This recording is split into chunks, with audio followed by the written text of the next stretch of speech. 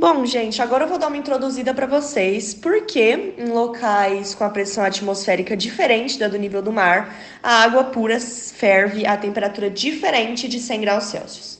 Para a gente tentar entender um pouquinho isso, a gente tem que primeiro entender o que acontece com as moléculas, que é basicamente as moléculas começam a vibrar e se movimentar para passar do estado líquido para o gasoso.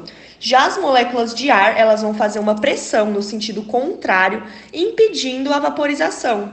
Só que a situação vai mudar quando o líquido chegar a 100 graus Celsius, que é o ponto de ebulição, que as moléculas já vão ter uma energia cinética suficiente para escapar, apesar da pressão exercida pelo ar. E por que que isso muda dentro da panela de pressão?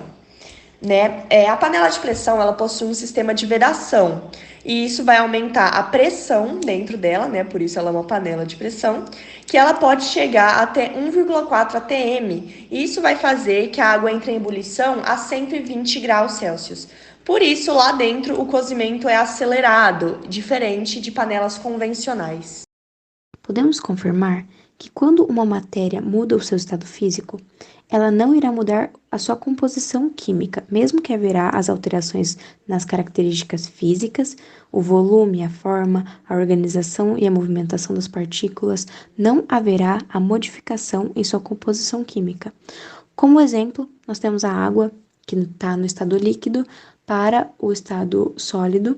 Essa água, que ela é composta por H2O, quando ela estiver no seu estado sólido, ela não vai mudar a sua composição. Ela vai continuar o H2O, na mesma quantidade e na mesma composição. Nós também podemos dar como exemplo a água, quando você ferve ela vai evaporar, mas ela vai continuar sendo o H2O na mesma quantidade e com a mesma composição química. Outra observação seria a diferença entre os termos gás e vapor. O termo vapor, ele é só denominado quando o estado sólido ou líquido, após receber esse calor, ele passa para o estado gasoso. Já o gás seria quando você não consegue transformar uma substância no estado gasoso em líquido e sem ter a alteração da temperatura. Isso seria denominado gás. Oi, gente, então agora eu vou falar um pouquinho sobre água pura na natureza e composição e propriedades da matéria. Primeiro eu vou começar falando um pouquinho da água pura. A água pura, ela não é encontrada na natureza e, além disso, ela não possui nenhuma outra substância além de hidrogênio e oxigênio. Ela é muito utilizada em usinas para refrigeração e produção de energia elétrica e é obtida a partir do processo de destilação. E agora um pouquinho da composição e propriedades da matéria.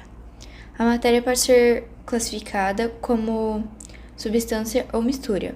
A matéria que encontramos ao nosso redor, a maioria principalmente, como o ar atmosférico, a latinha de alumínio e a água que tomamos, não é quimicamente pura, é formada por substâncias diferentes.